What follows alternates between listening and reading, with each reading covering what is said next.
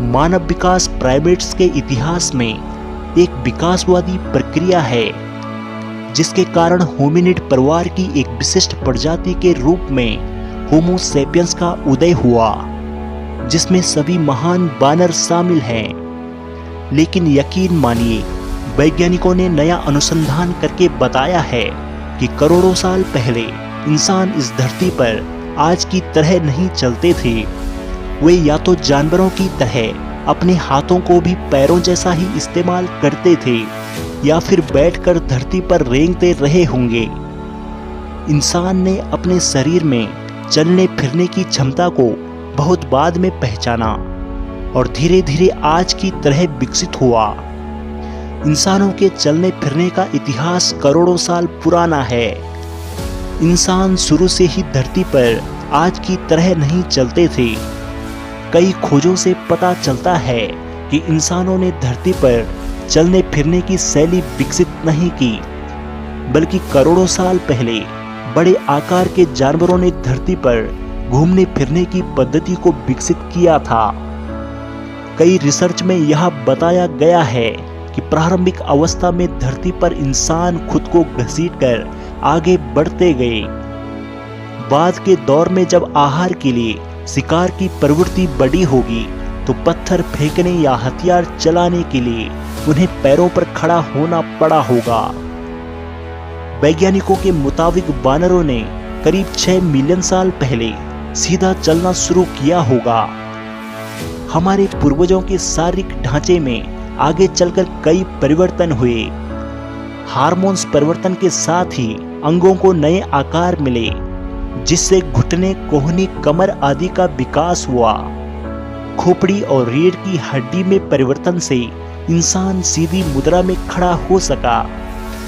Charles Darwin के सिद्धांत के मुताबिक संभवतः हथियारों का उपयोग शुरू करने के लिए जब मानव ने हाथों का उपयोग किया होगा, तब से ही उन्होंने चलना फिरना शुरू कर दिया होगा। जैसा कि हम प्राचीन इतिहास की पुस्तकों के माध्यम से यह जानते हैं कि हमारे पूर्वज आहार और जीवन यापन के लिए औजारों का उपयोग किया करते थे। निश्चय ही उन्होंने भोजन ले जाने के लिए हाथों का उपयोग किया होगा।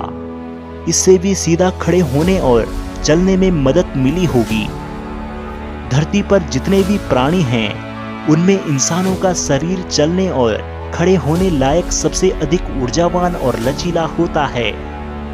मानव विकास अन्य जीवों की तुलना में अधिक कल्पनाशील होता है, लिहाजा उनसे जानवरों के मुकाबले खुद को विशिष्ट तरीके से विकसित कर लिया होगा। इस प्रक्रिया में मानव के द्विपादवाद, निपुणता और जटिल भाषा जैसे लक्षणों का कर्मिक विकास भी हुआ होगा। साथ ही अन्य होमिनिन के साथ अंतः प्रजनन शामिल था। यह दर्शाता है कि मानव विकास रैखिक नहीं था। मनुष्यों की उत्पत्ति के अध्ययन से, जिसे मानव जनन या मानव विज्ञान कहा जाता है, इससे भौतिक और विकासवादी मानव विज्ञान, जीवाश्म विज्ञान और आनुवंशिकी सहित कई वैज्ञानिक विषय शामिल हैं। प्राइमेट्स लगभग 85 मिलियन वर्ष पहले अन्य स्तनधारियों से अलग हो गए थे। क्रेटेशियस काल में अनेक शुरुआती जीवाश्म पेलियोसीन के दौरान 55 मिलियन साल पहले दिखाई दिए थे। प्राइमेट्स ने कर्मिक रूप से मानव समूह का निर्माण किया था, जिससे बानर सुपर फैमिली का निर्माण हुआ, जिससे होमिनिड और गिब्बन परिवारों का जन्म हुआ। अफ्रीका और एशियाई होमिनिड्स लगभग कई प्राइमेट समूह से अलग हो गए थे। होमिनिन्स कई प्राइमेट्स के बीच गोरिल्ला से अलग हो गए। शारीरिक रूप से आधुनिक मानव लगभग 30 लाख साल पहले अफ्रीका में उभरे थे। प्राइमेट्स के विकासवादी इतिहास का पता 65 मिलियन साल पहले लगाया जा सकता है। सबसे पुरानी ज्ञात प्राइमेट जैसी स्तनपायी प्रजातियों में से एक प्लेसिडेपिस उत्तरी अमेरिका से आई थी।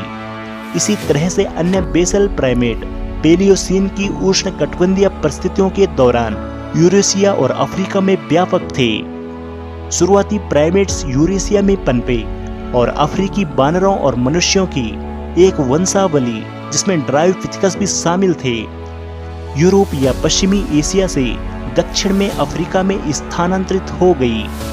पूरे महाद्वीप पर फैलने से पहले जीनस ऑस्ट्रोपिथिकस लगभग 4 मिलियन वर्ष पहले पूर्वी अफ्रीका में विकसित हुई और अंततः 2 मिलियन वर्ष पहले विलुप्त हो गए।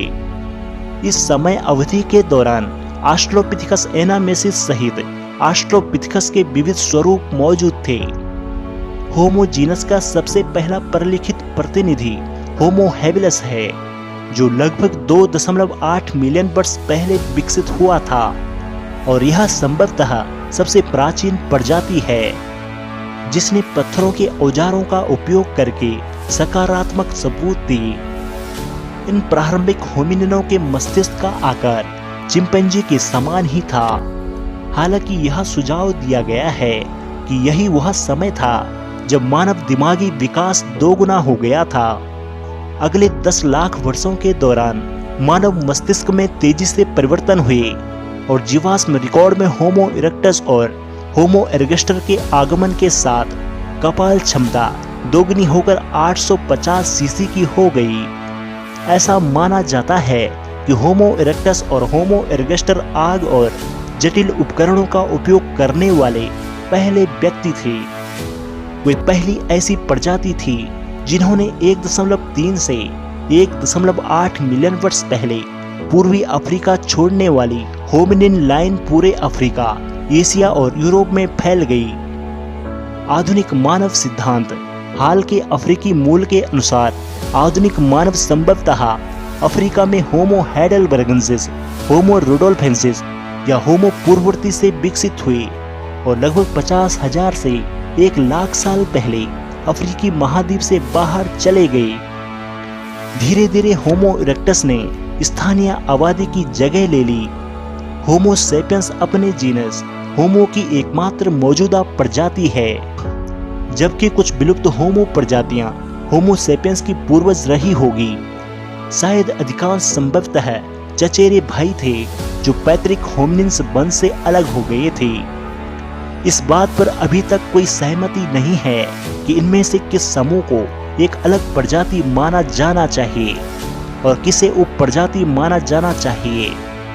यह जीवाश्मों की कमी या जीनस होमो में प्रजातियों के वर्गीकरण करने के लिए उपयोग किए जाने वाले मामूली अंतर के कारण हो सकता है।